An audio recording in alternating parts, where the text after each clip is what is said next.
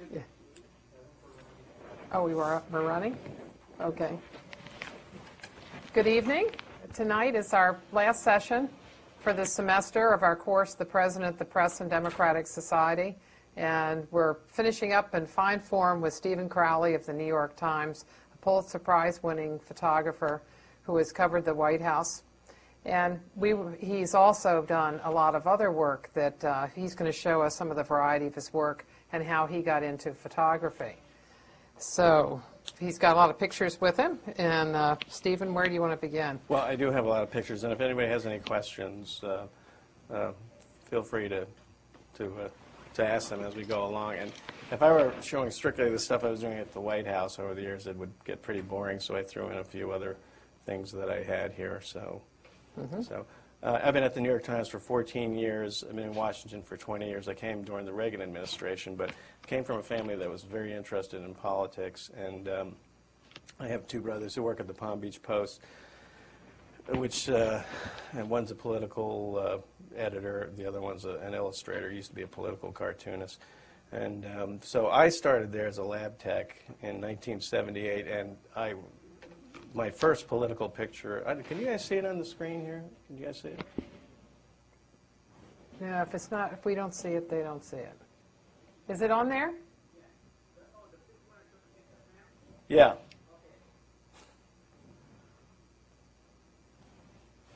Can't see. We do not see. There we go. There we go. Okay, now I can hear you too. Is everybody awake? I teach too now. I know how it is. I'll try to make it interesting. Did anybody hear what I said before? Okay, good. All right, anyway, so this is the first published picture I had of a politician, of a president, while I was working as a lab tech at the Palm Beach Post-Times, and I was so proud. It was the last edition that was coming on. They sent the real photographers out to shoot the color pictures, which was a real novelty at the time, and nobody wanted to leave early to service the last edition, which was like 500 copies. So they were going to let the lab tech, Stephen Crowley, go back and have his first picture on the front page. I was excited because I really wanted my 8th grade civic teacher to see it. And so there it was, and I waited. It's in my apron, and they came out and handed me a stack of papers, and there it was, my first picture by Stanley Crowley. So anyway. So they put Stanley? So, yeah, that was it. Anyway. And this screen looks a little stretched. These pictures actually look a little warped. But anyway, that's Richard Nixon post-Watergate, obviously, after one of his rare public appearances in Palm Beach. And when I first worked at the Washington Times, and I drew straws and got the newspaper pool position in the White House on Reagan's last day. So they brought in a group of about 10 of us to capture the last few moments when he said goodbye to everybody. And I just love this picture because you could see the dust on his desk and his little broken finger and all that. And that was the last time he stood behind his desk as President of the United States. How did you find him as far as photography was concerned? Could you see the life in him when he was on camera? Pretty much, yeah. He was terrific. I mean, there wasn't much access, but he knew how to react to a camera, and he had a good press office that did their best to help photographers get what they needed. So, and things tightened up a little bit with George Bush, and this was a surprise. It was his OMB director showing up in a gorilla suit, and the whole press corps was out there, and poor guy walked. The gorilla stopped short, and Bush got tangled up in his balloons there. So, happy birthday. And this is one of my favorite pictures. This was after the election, the transition period. And it was Bill Clinton's, the first time he met with George Bush. He came from Little Rock. We flew in on the plane, and he came in on the South Lawn, and this was the first time they faced each other after the election. This is a shot made early in the Clinton administration. And this is one of my favorites. This was Clinton was making a speech at an elementary school, and they were hustling the pool out, and I saw the no parking. Yeah, for the king. That's nice. That's very nice. Oh yeah, he's gonna put it up bigger. Yeah. Oh, good. Right. This was the day that the president was impeached, and he came out to finally apologize. And do you remember that? Were you there? Yes. Yes, I do remember it. Yeah. of his better moments with his budget people. Uh-huh. He loved that picture. He asked for 10 copies of it. This is my favorite of him, and Clinton also asked for this picture, but he signed one for me. He said, I really wasn't that depressed. Sometimes pictures can give a different sense, like the picture of Kennedy standing over his desk. Job by George Tames in the New York Times. Right? He was reading the New York Times. Is that what he was doing? Yeah, Oh, he was George never reading. admitted to that. But Huh? No, George never admitted to that. But That's right. what he was doing, looking down at the table as he had First the I heard paper. that Kennedy was a subscriber, so that's good news. Yeah, well, he quit the Herald Tribune. Yeah, this is the president, his first trip to this was in St. Petersburg, his first trip to Europe, and when he looked and saw Putin's soul, and this is they seem to be coordinated. right. Yeah. And this is last year when he was looking back into his soul again. So. Not quite as happy. Right. Yeah. So I think this was, I forgot whose funeral this was. This was recent, what was it?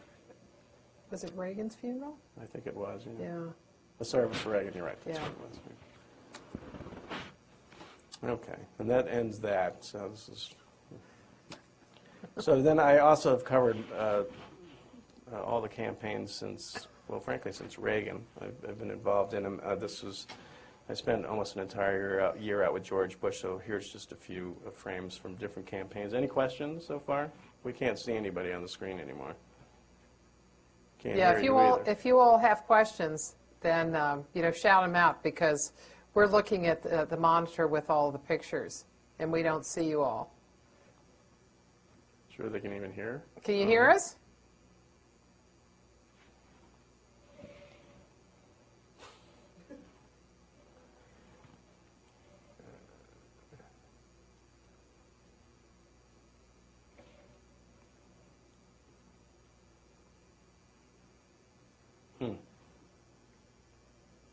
Do you have any questions?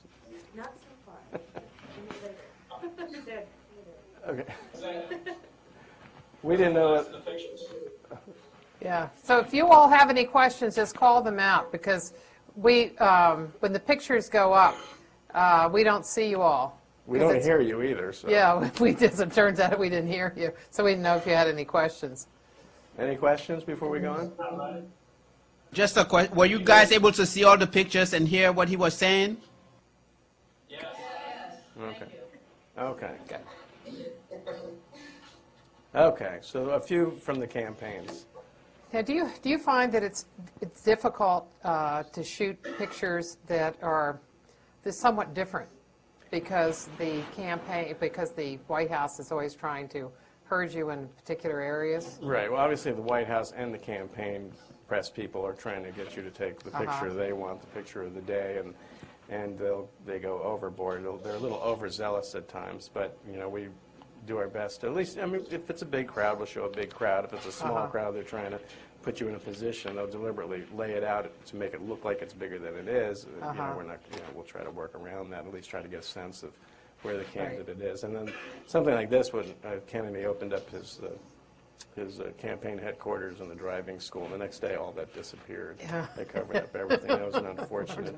Yeah. And this was on the Dole. Now that was another thing. Dole was he was a terrific majority leader. I think you would agree with that. Terrible on the campaign trail, only because his handlers were so afraid that he'd say the wrong thing or get angry, which he was not, that you couldn't get near him. You never got near Bob Dole, which was really unfortunate, because I think he probably would have fared a little bit better had the real Bob Dole been out there. Were you out on that campaign? No. And this was the I'm all ears. I don't think anything would have saved it, though.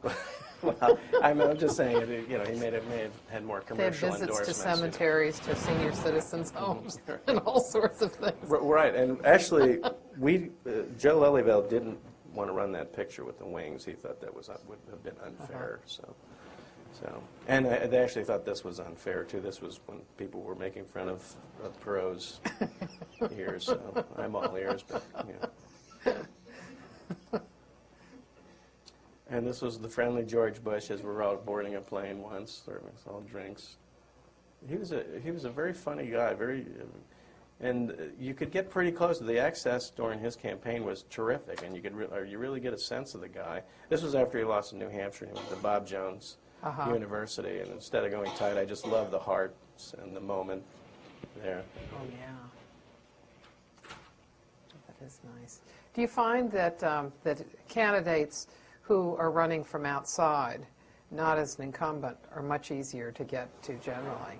Yeah, oh, definitely, definitely. I mean, the George Bush last year compared to the George Bush 4 years ago, it was night and day access, and they had it so tightly controlled. He always looked like Caesar entering Rome in every picture. That's what they would, put the photographers in such a place, and it was the same thing, reaching across to these crowds. You saw very little of the things that frankly made him look good in the beginning. I mean, that he was more involved with writing his speeches and definitely more in charge than he was getting credit for. I remember we were saying how stupid he was. He was actually far more involved in his campaign and that than now you can't get near him. This was Al Gore during his campaign. He was giving us a tour around the hotel where he grew up in Washington. So he was looking into a little area where he used to hide his toys. And I thought the Hitchcock effect worked at that point in the campaign. But this is my favorite picture from the campaign. It's not terribly artistic, but they were taking in for some reason they brought us in the governor's mansion for about 15 minutes and let about 4 photographers hang around and take pictures while they were calling all the precincts, precinct by precinct in Florida, trying to get the vote count and try to get out there. So this was just the beginning of that whole period there. It's like the father is the most worried. Right, and Barbara Bush was just pacing in and out of the room, just back and forth. And Jeb was reading from some poll numbers. Behind him was Karen Hughes, also on the phone. That's Karen Hughes' son. Yeah. This is Joe Lieberman at one of his house parties, right there with the mojo. Yeah, and the light. It's nothing like having a halo. This was one where I skirted the John Kerry campaign, which I also spent an entire year on. And the best part is you get to see this wonderful country we live in, but you saw very little of John Kerry. And out of utter desperation of trying to make a different picture, at the last moment, there was 2 stages, and I figured he'd climb across. And so at the last moment, I slid past the Secret Service and laid flat on my back, and just as he crossed over, he saw something out of the corner of his eye, and he turned around and pointed at me. Now, we didn't run it because it was because, obviously the photographer's not the story, but I like the picture. Yeah. And this this is what happens when you lose. This is at the Democratic National Committee headquarters here in Washington. I was there, and through the ballroom you see Clinton and Roosevelt and all the big names, and poor Adlai Stevenson, who lost Eisenhower, is in the coat closet. So. With bars across it. Right. Maybe that was because he's from Illinois. Right. So that's it. Any questions on that?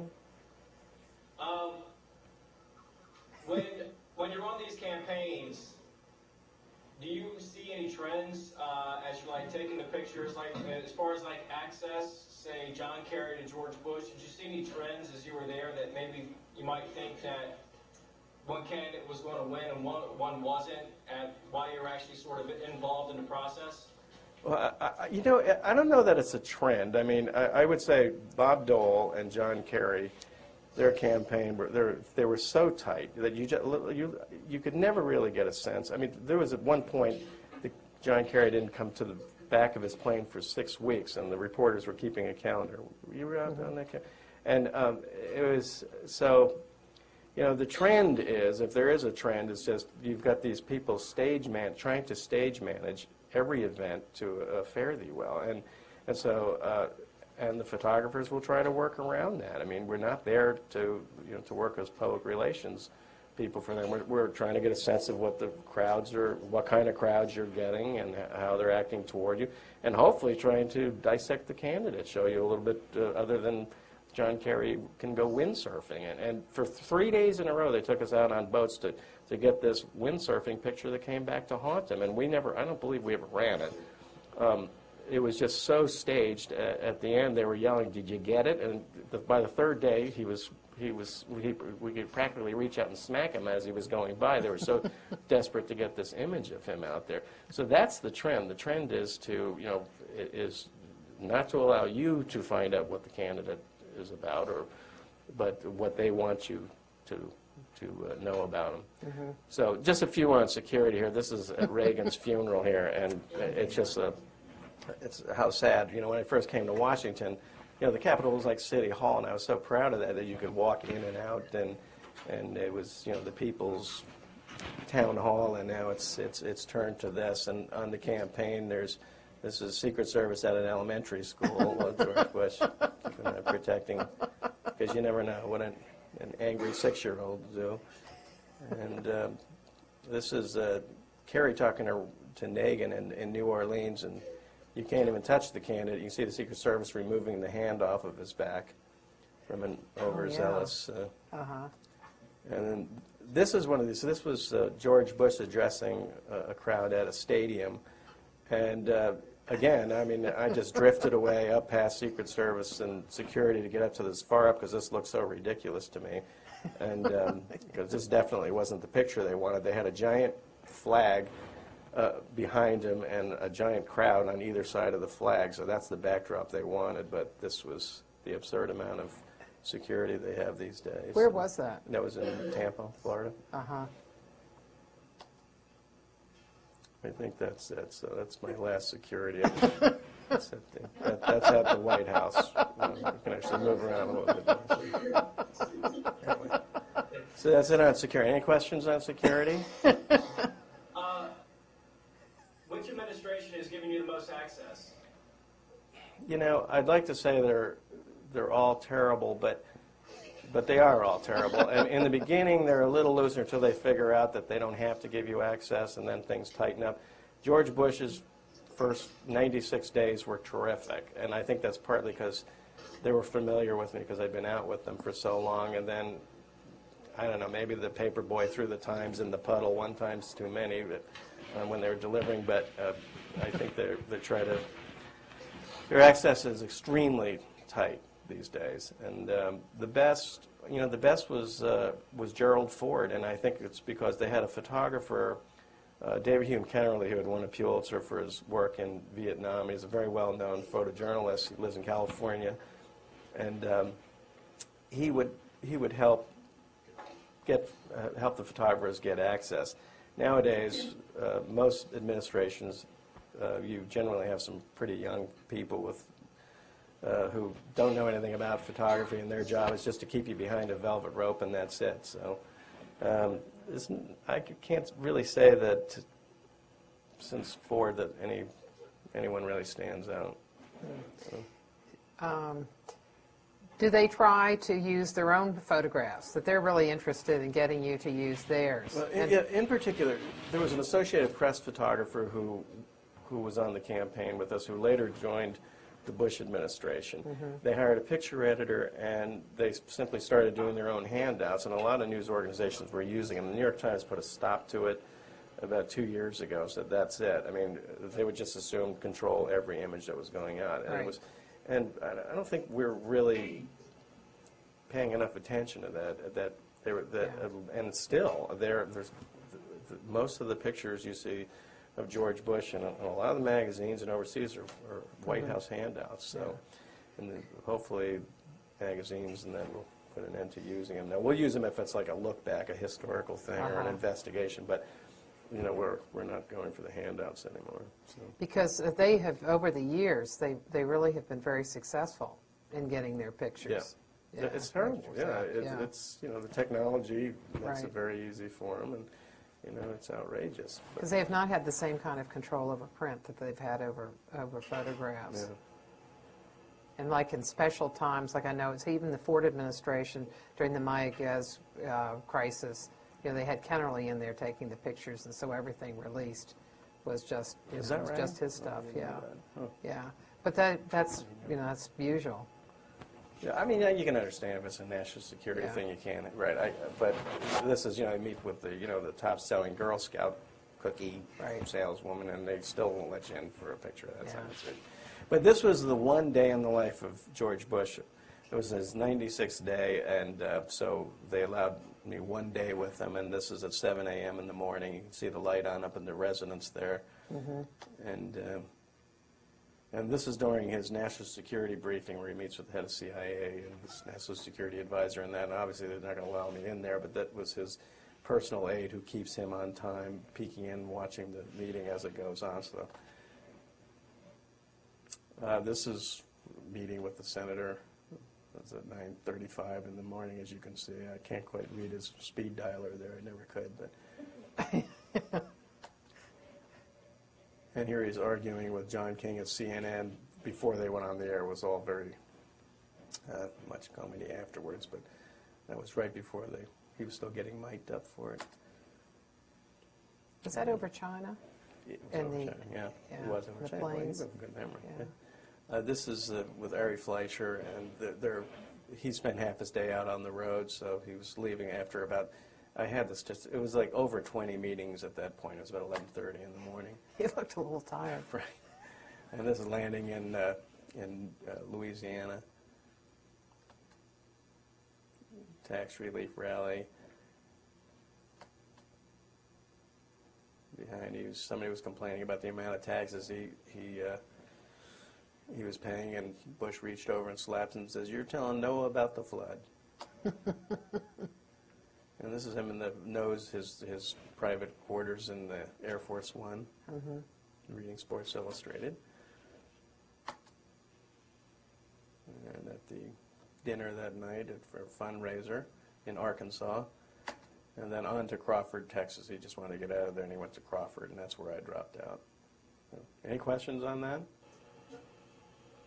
Have you made any lasting relationships with any of the presidents that you've covered? No, I would say no.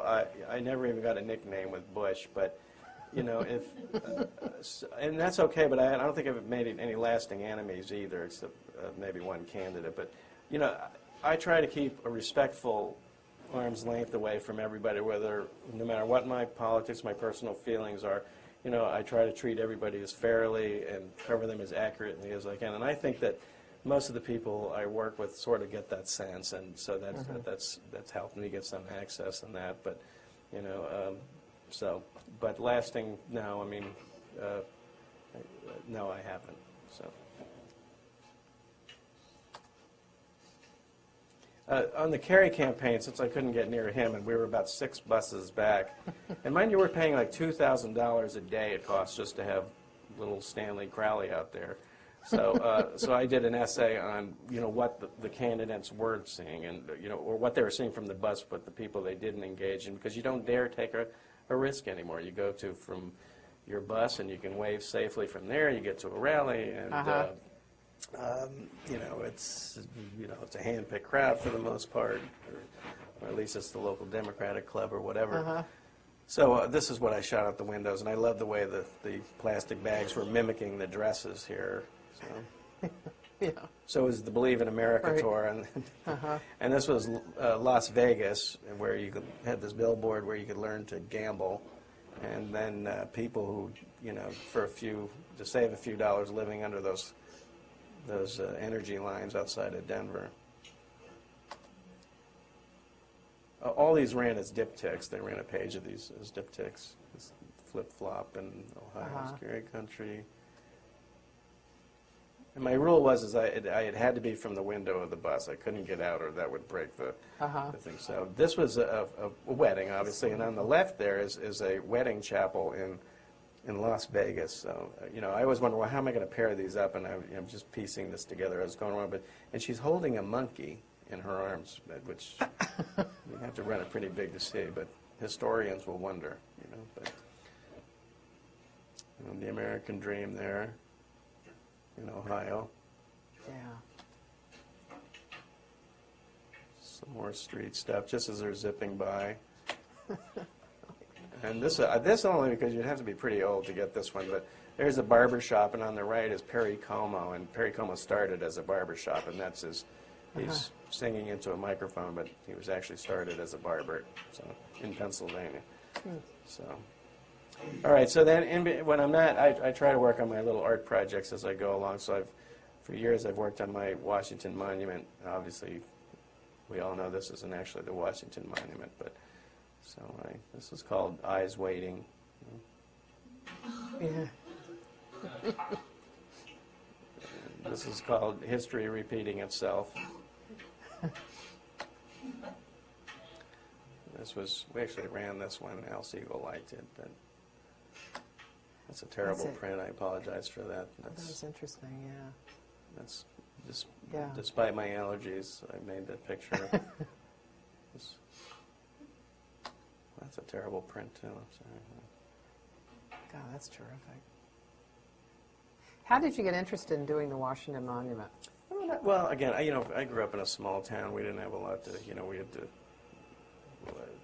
I'm easily amused, so I mean, I grew up in a small town in Florida, so to come up to the big city, and I was really, that's always an advantage, I guess, to be curious. And this was a trip to Cuba a few years ago, and I was trying to work with diptychs and themes as we were going through, but the whole thing, like in Fingen's Wait, it's like in this dream state. It's not awake and it's not asleep.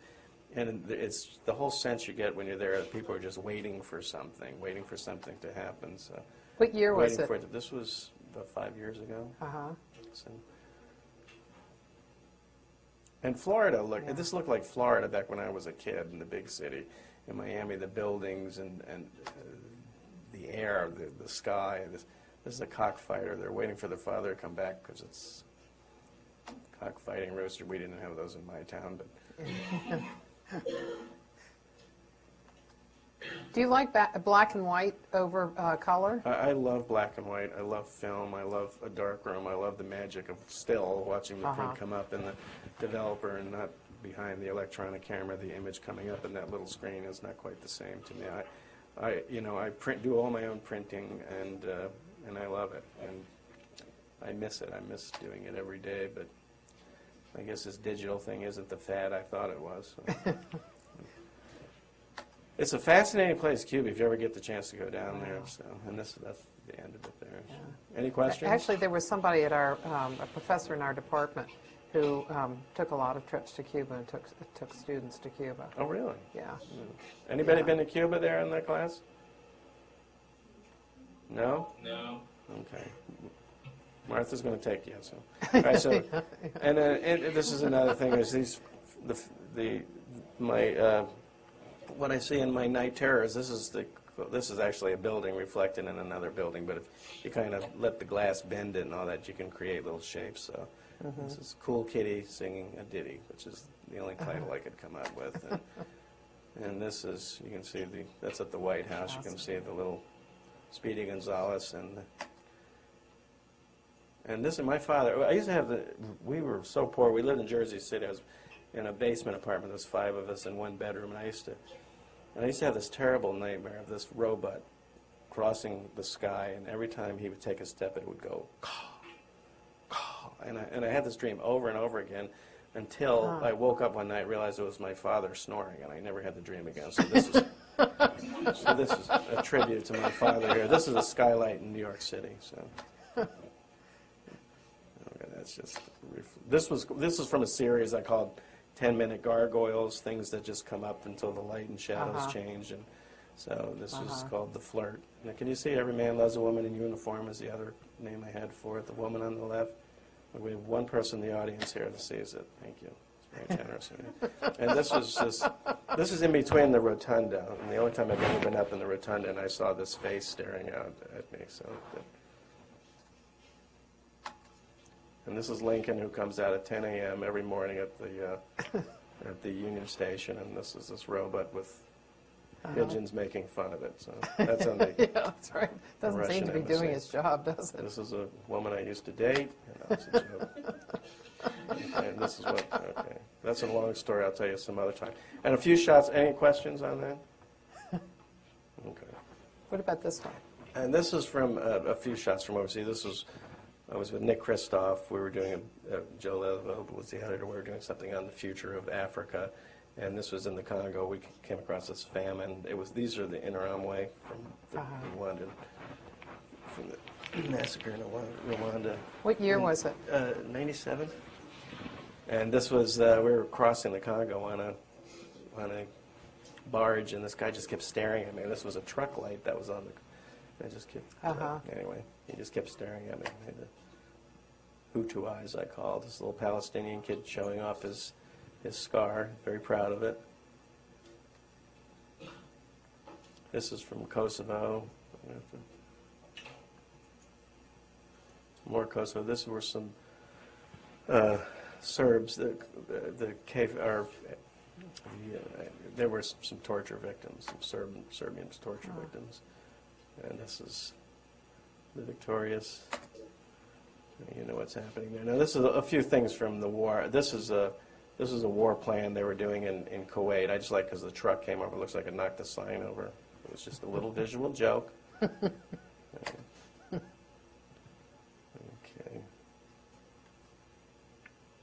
This was in Pakistan. It was just, I was on a balcony where I thought it was safer, and they were beheading Tony Blair, which they spelled his name wrong. I do remember that. And it was just dumb luck that somebody walked by with the poster of bin Laden. It was just the only frame I had. So anyway, they didn't mean to get the blood all over themselves, but that was an accident. But it was. In that kind of situation, are you worried about being in that kind of situation? No, I mean, if you ever look at most of these rallies, if you ever look, the first 12 rows are really angry, and the other 200 rows behind them are all picnicking and eating. So it's not really, that's why I let the guys kind of smiling. It's most people first they'll threaten to behead you, then they'll offer you lunch. So I mean, people are very friendly in Pakistan for the most part. And I guess it's getting from one to the other. That's the trick. This is not advancing something here. All right, well, this isn't advancing, all right? The exciting Afghani stuff. But. Oh, yeah, we must see that. All right, we're going to have to retool here, so talk to Martha while I figure. What questions do you all have? Have there been any really historical moments that you've never captured on film that you witnessed?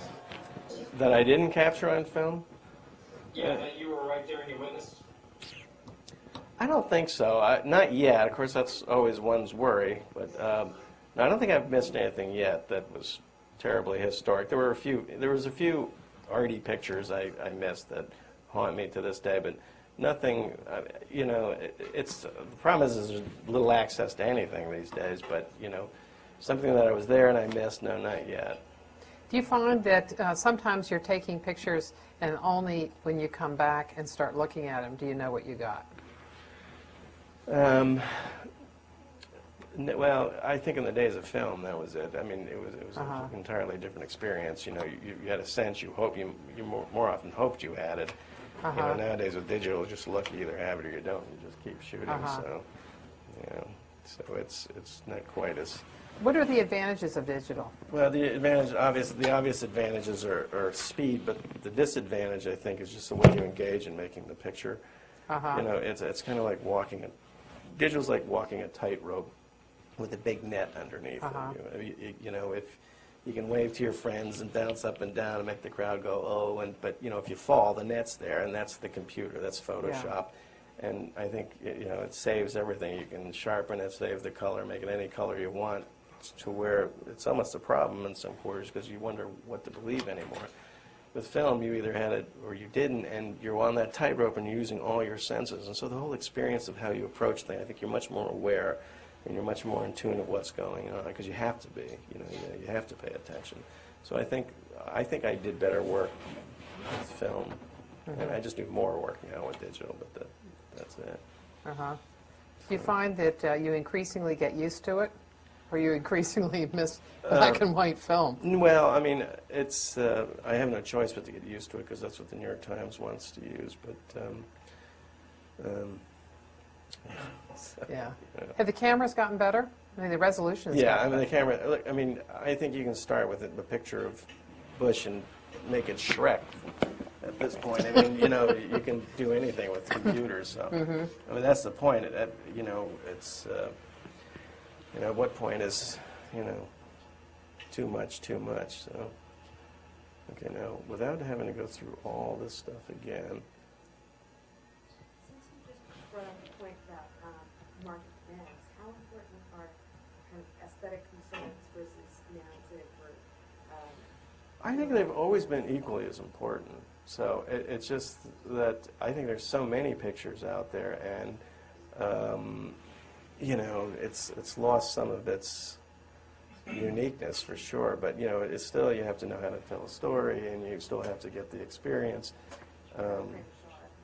Well, there's that. Plus, just you know, how to cover a football game. Anybody can get out there, even me, and I'm terrible at sports or have no interest in it. But you know, a broken watch is right twice a day, and I can make a decent picture. And if you send me out there with, here we go again with this thing here.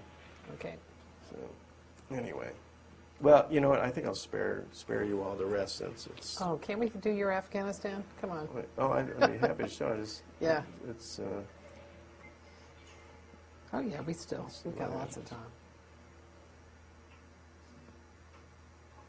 No, we'd love to see him. Yeah, but how to get there from here, I don't know.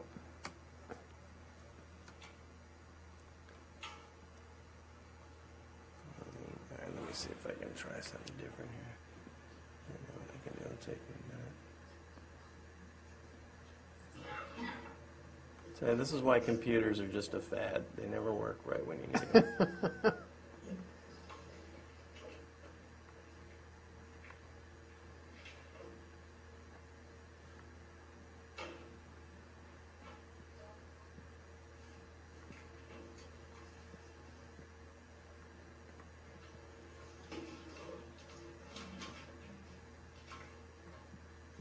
What are the differences between George H.W. Bush and George W. Bush as far as their response to a camera?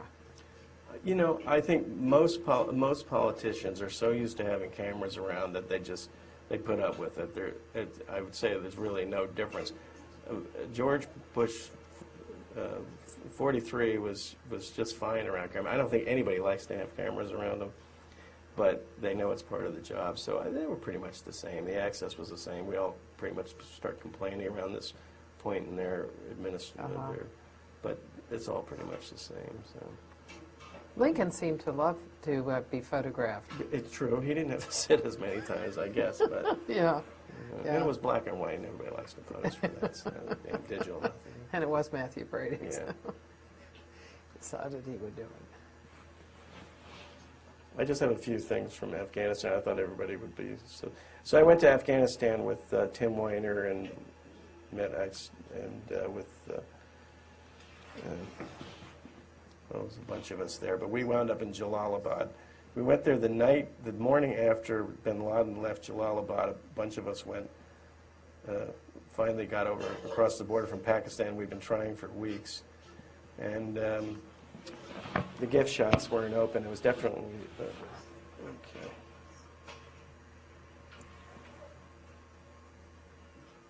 So we just everybody was racing to Kabul, and in fact, 3 of the journalists with us, I don't know if you remember hearing about that, Pam Cosgrove was there, 3 of the journalists darted across there and they were murdered. There was 2 attacks. Yeah.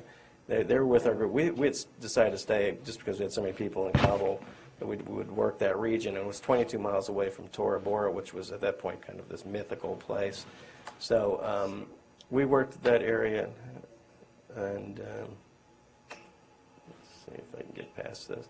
So this is the Marines on one of the aircraft carriers playing the game of Risk, and I just twinned this with this because this was the villagers up near Tora Bora, and the U.S. had started pounding, Jalalabad. They were dropping bombs there, and then there was this road up there, and it's, with a couple of villages. This is where bin Laden and Al Qaeda were hiding out. These village elders came down and to complain that they saw us and decided to tell us like we could do something about it. And they drew a map of Tora Bora on his hand. That's what that is. So. And what was he telling you of what was where? Well, I remember seeing that. Yeah, well, this was, remember there was that 24-hour ceasefire, and at 8 a.m., this is when they believe now, if you've read Jawbreaker and that when bin Laden got away and we were sold out by the Eastern Sure, and this was a B-57 as as contrail. Just that's the moment that it broke, and they just started pounding Tora Bora again. So this is These were just went on for is days. When we finally got up there, we'd go up there every day and just sit there and watch them drop bombs and just move up to the front line with them. This is me getting knocked over from that tank, but. And some of the, I don't know whether this guy was Al-Qaeda or what, you all of a sudden just people would show up, bloody messes, and I believe that these were Al-Qaeda fighters. This is, Yeah. Remember that. it was in a refugee camp. Yeah. These were captured Al-Qaeda fighters. I got in there for about a minute, long enough to walk down and give them time to hurl invectives and walk out. These are some more dead fighters. In the ones, the Al-Qaeda fighters, were those people held by the U.S.? No, they were not. We never saw a soldier. We saw planes. We never once saw any of the special forces.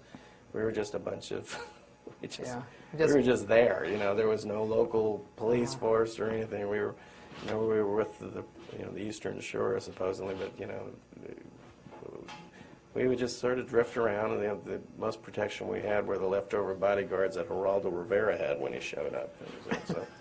So this is the scorched earth after they dropped the Daisy Cutter and up there in Tora Bora. So I just like this as an ender because it's a brick factory, and this guy said, with these bricks we'll rebuild Afghanistan. So, Yeah. I mean, this is the Palace Guard. They pulled these uniforms out of the mothballs, and were parading around in this. This was the governor's palace in Jalalabad, and they all had brand new sneakers, as you can see. And that's it. Any questions on that? Now, Were you ever threatened by Al-Qaeda? It's I don't know. No, not really. I mean, not in the sense. No. I mean, you were there, and we obviously, the Taliban were just pulling all their turbans off, and they were there. But at that point, I think nobody knew what was happening and what was going on. So some people were, there were lots of dirty looks. I mean, there's no question about that. And you definitely, we all had bodyguards, and we always had somebody with a Kalashnikov with you at all times. But I certainly. Were you worried about that? Well, yeah, I mean, I was a little worried at times. Yeah, I think I know I experienced everything from sheer terror to, exhilaration. There's no question about it. I mean, and those our fellow journalists were killed, and here we were. There's no newspapers, no radio, no television, no police, no government, no anything. You're just there, and it's a pretty frightening. Yeah, it's pretty frightening. Did you have people that were helping you? Not really. I mean, like I say, we had an interpreter and a fixer we brought from Pakistan. The driver happened to have been Afghani, and it was his first time home in years. And then we hired everybody hired a couple bodyguards, and that's what you did. Hired four-wheel drive, and that was. I remember there were some pictures that were taken. I was thinking that you had taken them with an old camera. Well, this is it. This is those were just they were spectacular. Well, and the Taliban doesn't. It's against Islam to reproduce your image, but they would allow little passport mugs, and so they had these big wooden cameras. I don't know if there were boxes with an old Kodak lens on it, and they put a red window on it and a tray of developer and fixer inside the camera. And it was paper negatives. And I'd seen these in Pakistan and in Cuba, so they show up in third world countries a lot. And they're fascinating because you take the picture, and they're very, very primitive. It's a 150-year-old technology, but making somebody sit there for 6 seconds or as long as 30 seconds, depending on how dark it was, it's an entirely different experience. I mean, you really see into their soul. They react completely different, Yeah. And so, they told us their stories, and this fellow lost a couple of his children in the bombing, and it was quite dramatic. And so I just thought it was such a primitive society at the time. I thought it was the best way to tell the story was with their technology. So I rented the camera once in Pakistan. And then I rented it in Afghanistan. We got into Jalalabad. There were a couple of them on the roof, and they hadn't used them in years because of the Taliban. So we rented one, and an assistant, and I made these pictures with it. It's actually very easy. There's nothing to it. You put a cap in front of the lens, you count to 5, 6, or whatever, and then you look in a peephole, and there's this long pant leg. You stick your arm up there, and you just process it. And the red light coming in through the glass, the daylight coming in through the red glass serves as a safe light. So you can pull the negative just as when you want it, the density, fix it. And then I took it back to my hotel, and I used my digital, stuck it up on the glass, and reshot it, reversed it in Photoshop, and sent it back to New York by satellite phone. And they ran a page of them in the paper.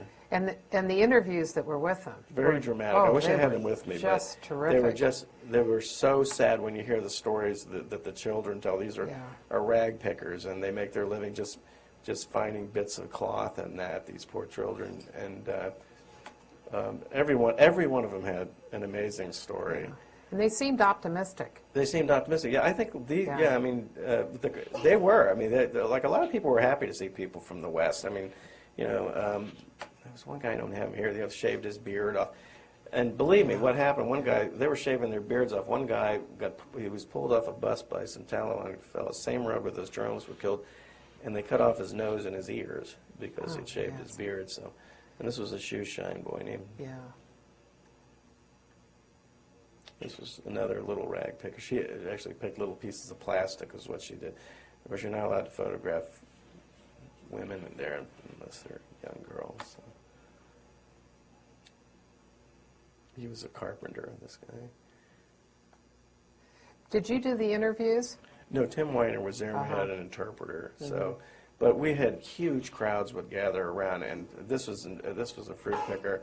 And at first they all wanted to help. They all wanted to hold up the background. I used some black cloth as the background, and everybody wanted to help. But then the crowds would get huge, and then some guy declared he was going to police the situation.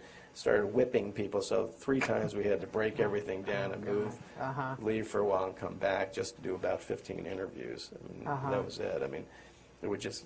I mean, people just had never seen anything. Hadn't seen anything like that in years. One of the things that made it particularly dramatic was that the Times was running all of the stories of people from September 11th. And so every day you had those. And so they were, I thought, very good in relation to that, of what was happening there and what people were thinking. Well, that's interesting, because this guy, had been known in his village for his mustache, and as soon as the Taliban disappeared, he shaved his beard off so he could have his mustache again. This guy had a U.S. Army jacket on. I don't know where he got that. But you can see that it was paper negatives. They were very primitive, but it had its own beauty. And this is my last thing here. This is 2 years after at Ground Zero, and they asked me to just go, and I had never been to Ground Zero, and so it was just a quick walk around and impression. I actually walked around twice, to be honest. And the center picture is all that's left of the building, and and to me, I saw gaping faces looking down into the hole at the top there, and the only humanity is the colors of the different parking levels. And then everywhere you look, you see little reminders, of what had been around. These are just the buildings that on the perimeter of the hole, and you can see like the icon of the knives in the top picture there, and the space in that picture is where the towers had been. So, and that's it. That's all I brought. That's terrific. Oh, those are terrific. So, any questions? And who's doing what? Everybody's going into political science. How many are coming to Washington, or are you actually in Towson? So. Do you plan on going to Iraq? You know what? I don't think so. It upsets everybody in my family, and frankly, I just turned 53, and that's a tough. It's tough. It really is. I mean, I think I've been a handful of conflicts over my career, and I think Iraq is. I think my last one. I spent 6 weeks in the Gulf right before the war started, and it was fascinating. But I just thought maybe not stick to politics. That's exciting too. So, what did you think of the embedding program? Well, I personally didn't think it was a bad idea. I mean, especially after running around Afghanistan, I would have happily embedded with anybody's. So you know, you just have to, it's any different than sitting in the White House briefing room. You have to maintain your neutrality, and that's hard. You've got to keep an arm's length distance from everybody you cover. I mean, you know, some of these folks on Capitol Hill, they want to, you know, invite you to their homes and whatever. You know, some of them are very friendly, and you know, you just have to. You never know. You could be sitting there at a committee hearing, and they're testifying for their reputations, for God's sake. So you know. So I didn't find the embedded thing that, you know. I think most people of our colleagues know how to, you know, maintain their good judgment. What did you think about it? I thought it was good. It was Any positive. opinions there? What did you guys think of it? Yeah. You thought it was a good idea? Now, how many people have been in Iraq? Just me, I guess.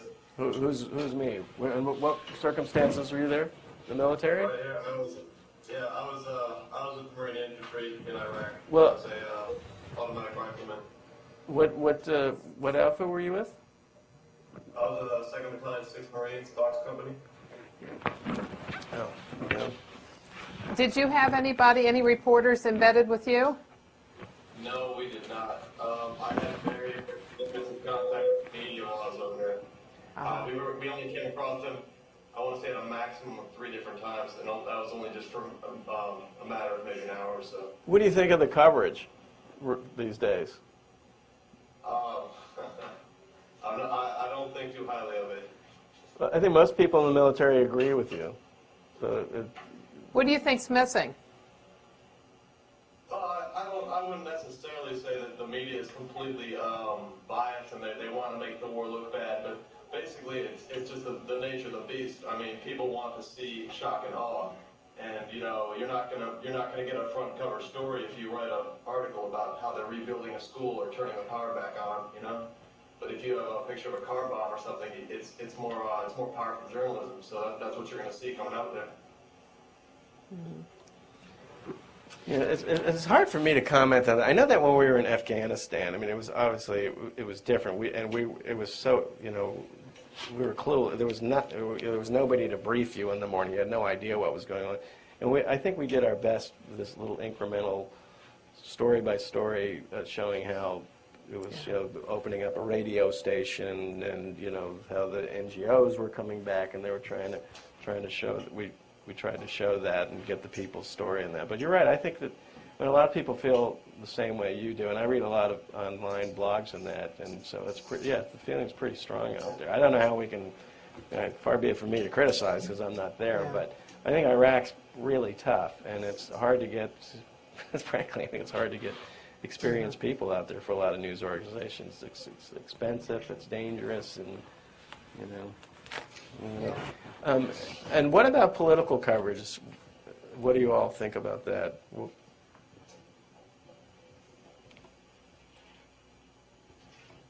kind of coverage? When you just see coverage of the White House, coverage of Congress, coverage of the elections. I think for the most part it was pretty good. Well, good. Could you tell my boss that? Given the midterms coming up. Especially the pictures, right? Yeah. I've got a question. Yeah. How do you see your role as a photographer? I mean, when you're snapping these pictures, are you thinking creative or artistic? Are you thinking this is substantive in terms of it being substantive politically, or for people who may not have the opportunity to go to Afghanistan and Iraq and these places? I mean, what do you see your role in terms of the big picture? Well, number one, to do substance and to be as accurate and fair as you can possibly be, above all. If I can do that in a creatively, all the best. You know, I mean, I want people I want to draw people to the stories. You know, and pictures do that. You know, remind reporters a good picture will keep you off of a shelf and out of a gutter, which is, you know, it gives you better play with a good picture. So no, I think it's really important to be. I mean, it's you know, it's so easy to lie with photography. It's very easy, but but I think for the most part, people are pretty honest with what they do. But, but like I say, above all, substance, accuracy, fairness, that's the most important. Don't you think that, that when covering a president, that with the amount of the number of pictures that you take, you really get a sense of who that person is, and that you're able to give that in a way that sometimes you can't get it in print? Absolutely. I mean, I always remember the pictures of Martha Mitchell, and for some reason, every picture of her, it was so unfair. Every picture, she had her mouth open. Remember back in those days? Yeah, right. Okay. Well, that's it's if you're that's unfair. That's not accurate. It's you could. She did give away a few secrets. She did give away a few secrets, but it's. I'll grant you that, but still, I'm not sure what the motivation was behind that. Sometimes, I mean, it's the photographers. Sometimes they love to wait, position themselves. I remember one time the Washington Post. Sometimes photographers will position themselves to make a public figure look ridiculous. It's a joke. There was a picture of George Bush, and there was some wings coming out of his head, and it looked like he was braying like a donkey. So, and it ran in a lot of newspapers in color, and I think that's that was a little unfair for a news story. Yeah. But I suppose if you want to put it in an opinions section, that's another thing. But in looking at the pictures of Bush, you can see the way in which he's aged. You can see the times that he's under stress. Because in the briefing room, from the podium, everything's fine. Right. And there's no hint that the president is feeling stressed. Absolutely, and it's unfortunate that we really don't have an accurate picture of what George Bush has been through for the last few years, But and what he's really about. I mean, we see him just as, and that's frankly the only way we can cover him is the way they present him to us. That's it. But you can still capture that. I think, to a degree, but I'd still love to see what books he's got on his nightstand, and what he does when he walks through that colonnade back to the residence at 7 o'clock, and who's squeezing the grapefruits in the morning. I mean, I'd love to see some more. Like I say, during the campaign, the reporters never had the access that the photographers could occasionally get, and you really, suddenly, I mean, for some reason, politicians think you don't hear anything, so they'll say things that, like, where's my notepad, and they'll act in such a way that, I can just see it, it's great copy, and so you try to capture that in a picture, but sometimes it's their detriment. Most of the time it would be to their benefit, but like I say, they're overmanaged, overstage managed, the president is, the candidates are, and it's hard to show what reality is, but at this point, I think if that's the way they want to present themselves, then let that be their record. Recently, though, wouldn't you say in the last few months, the president has been putting himself in more vulnerable situations? True, yeah. Well, in his Q&As right, that he's had, absolutely. And that he walks away from the podium. He's not hugging the podium all the time. Right. Back, it came more of a campaign style, right? Yeah, the truth. But I want to see more. I want to do another day in the life, and let's see what it's like 5 years after. So we'll see. Any questions? Presumably your photos are accompanied with stories. What type of relationship do you have with the reporters who write? There's roughly 50 reporters in our bureau and only 2 photographers, and we use a few freelancers. And we work very little with the reporters. I mean, we just have to be on top of what's going on. And Doug Mills is my colleague, and we always have a sense of what's going on, what the story of the day is, or the stories, and we just go after them. And then, because if you wait in Washington, everything starts at 10 in the morning and ends at 3 in the afternoon. So you can't wait. You can't wait for a story list. You can't wait for meetings. You've got to get up and start moving right away. So. Unlike a reporter, we can't, we have to be there before it happens, and and we'll usually try to touch base once in a while, but very little interaction with the reporters. A little more on Capitol Hill, but pretty much work on our own. What are the rhythms of your day like? I mean, when you get up, when do you get up and do you read newspapers? How do you fill yourself in on what's going to go on? I read 2 or 3 news. First off, I'll stay up till the wee hours reading the internet because I love reading blogs and newspapers from all around the world. And then I'll get up in the morning, read the papers, try to get into work by 9 o'clock, and check the day book, which is the daily schedule we have in Washington that says such and such a hearing, get the president's schedule usually about 9 o'clock at night, and you can run through that and see if there's something worth covering there. And, we get I have an idea what the Times is working on. There's a Monday planning meeting I'll try to get to. And so it depends on the day, but, generally out the door 8:30 and picking up my first camera at 9:30 or 10 o'clock. And shooting and transmitting all day. Nowadays, just because of the web, we're trying to be a little, like a live news crew, I guess. How many pictures would you send? Generally, on an assignment, I send about 5, on an average, about 5 pictures per assignment. So it's a very tight edit. Try to give them. We can pretty much anticipate what they need, how many pictures they're going to be able to run, so I give it something very tight. Our national editors are taking care of the entire country, so we try to digest everything in Washington for them so that they don't have to plow through hundreds of pictures. And that. I like it that way. How many different assignments do you have during a day? The average probably 3 on the average, but it can be as many as 5. And it's busy. It's very busy in Washington. It's gotten a lot busier too. When you're covering the president as a president, and you look at the schedule, what is an event, a type of event you like to see? Because you think you're going to be able, you might have some good opportunity. Generally what's on their schedule doesn't offer much of an opportunity. It's when there's nothing on their schedule and he's there. That's when it might be interesting. There's going to be an announcement or nowadays a personnel change. So that's what I look for, the holes in his schedule. So Doug and I, what we'll do is one of us will take the White House for a week and the other the Hill, and then we'll just sort of fill in around town whatever we need or call in freelancers. And then we get out. I mean, 2 weeks ago I did the Volvo sailing race, and we get out and travel a lot.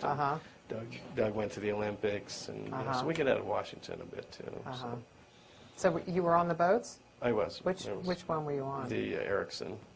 Erickson. It was fun. And I love politics. I'm happy to do this, and I love having free time to go work on my little art projects. And I always wait till close to a holiday when all the editors want 3 days off, and so there's always going to be a giant hole, and that's when you present them with a photo essay and you can get it run. So they'll run anything, frankly. Anyway, so is this your last class? Yep. Yes. What year is this? Senior?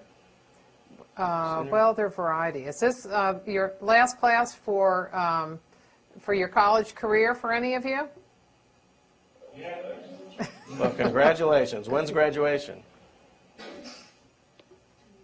2 weeks from today. Oh, okay. Well, congratulations. Well, thank you very much. Well, thanks a lot. I actually teach at the Corcoran, and I've got to go there and give them their, this is my last night teaching them, and they graduate on Saturday. So thanks a lot. I hope... So they put Stanley? Yeah, that was anyway. And this screen looks a little stretched. These pictures actually look a little warped. But anyway, that's Richard Nixon post-Watergate, obviously, after one of his rare public appearances in Palm Beach. And when I first worked at the Washington Times, and I drew straws and got the newspaper pool position in the White House on Reagan's last day. So they brought in a group of about 10 of us to capture the last few moments when he said goodbye to everybody. And I just love this picture because you could see the dust on his desk and his little broken finger and all that. And that was the last time he stood behind his desk as President of the United States. How did you find him as far as photography was concerned? Could you see the life in him when he was on camera? Pretty much, yeah. He was terrific. I mean, there wasn't much access, but he knew how to react to a camera, and he had a good press office that did their best to help photographers get what they needed. So, and things tightened up a little bit with George Bush, and this was a surprise. It was his OMB director showing up in a gorilla suit, and the whole press corps was out there, and poor guy walked. The gorilla stopped short, and Bush got tangled up in his balloons there. So, happy birthday. And this is one of my favorite pictures. This was after the election, the transition period. And it was Bill Clinton's, the first time he met with George Bush. He came from Little Rock. We flew in on the plane, and he came in on the South Lawn, and this was the first time they faced each other after the election. This is a shot made early in the Clinton administration. And this is one of my favorites. This was Clinton was at a making a speech at an elementary school, and they were hustling the pool out, and I saw the no parking. Yeah, for the king. That's nice. That's very nice. Oh yeah, he's gonna put it up bigger. Oh, yeah. Oh, good. Right. This was the day that the president was impeached, and he came out to finally apologize. And do you remember that? Were you there? Yes. Yes, I do remember it. Yeah. Yeah. One of his better moments with his budget people. Uh-huh. Yeah. Oh, we're running? Okay. Good evening. Tonight is our last session for the semester of our course, The President, the Press, and Democratic Society. And we're finishing up in fine form with Stephen Crowley of the New York Times, a Pulitzer Prize-winning photographer who has covered the White House. And he's also done a lot of other work that he's going to show us some of the variety of his work and how he got into photography.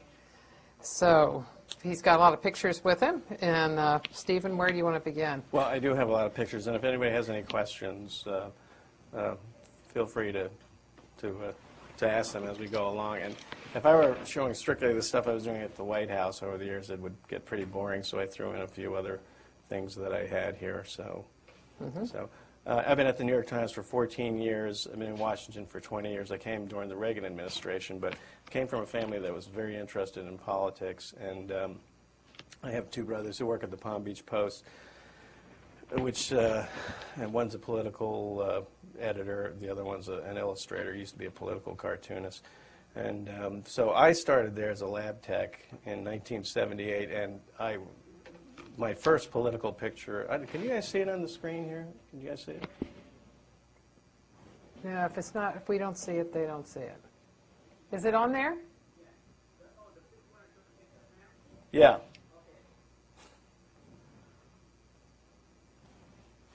Can't see. We do not see. There we go. There we go. Okay, now I can hear you too. Is everybody awake? I teach too now. I know how it is. I'll try to make it interesting. Did anybody hear what I said before? Okay, good. All right, anyway, so this is the first published picture I had of a politician, of a president, while I was working as a lab tech at the Palm Beach Post-Times, and I was so proud. It was the last edition that was coming out, and they sent the real photographers out to shoot the color pictures, which was a real novelty at the time, and nobody wanted to leave early to service the last edition, which was like 500 copies. So they were going to let the lab tech, Stephen Crowley, go back and have his first picture on the front page. I was excited because I really wanted my 8th grade civic teacher to see it. And so there it was, and I waited. It's in my apron, and they came out and handed me a stack of papers, and there it was, my first picture by Stanley Crowley. So anyway, the guy. This was after he lost in New Hampshire, and he went to Bob Jones University, and instead of going tight, I just loved the hearts and the moment there. Oh, yeah. That is nice. Do you find that that candidates who are running from outside, not as an incumbent, are much easier to get to generally? Yeah, no, definitely. I mean, the George Bush last year compared to the George Bush 4 years ago, it was night and day access. I mean, they had it so tightly controlled. He always looked like Caesar entering Rome in every picture. That's what they would, put the photographers in such a place, and it was the same thing, reaching across to these crowds.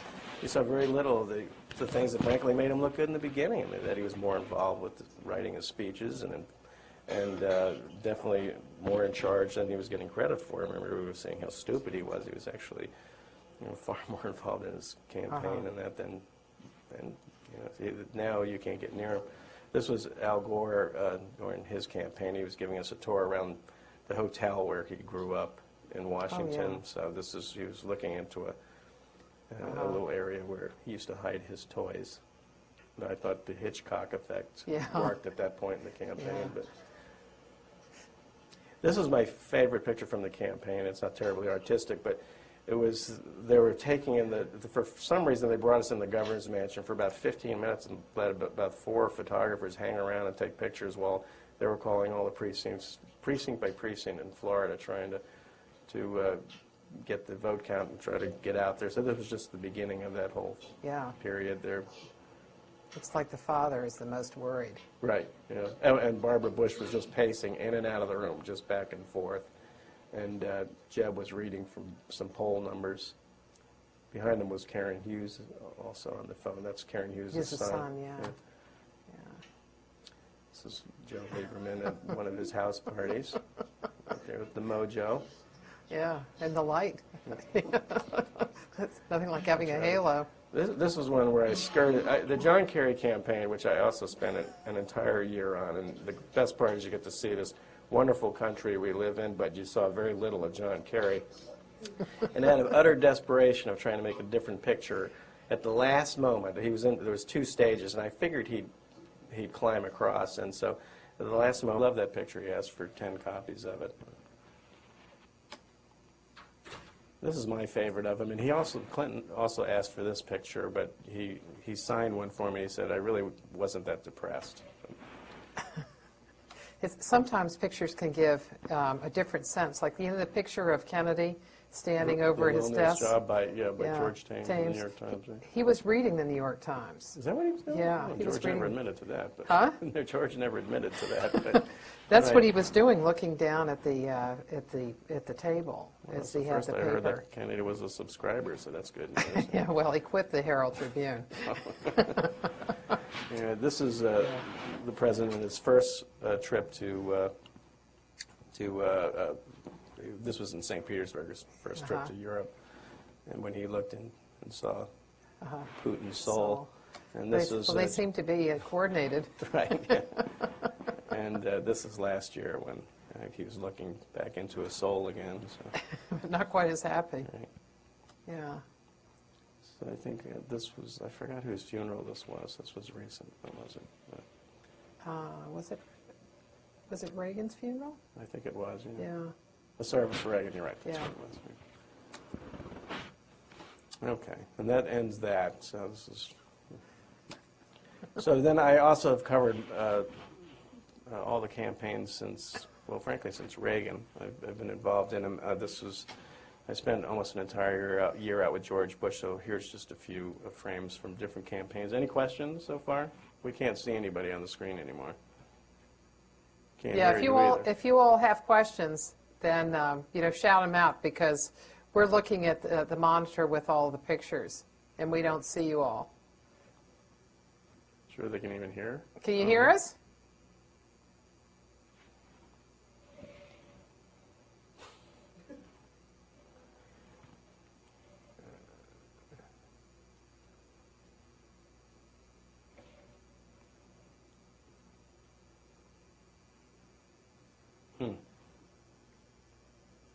Do you have any questions?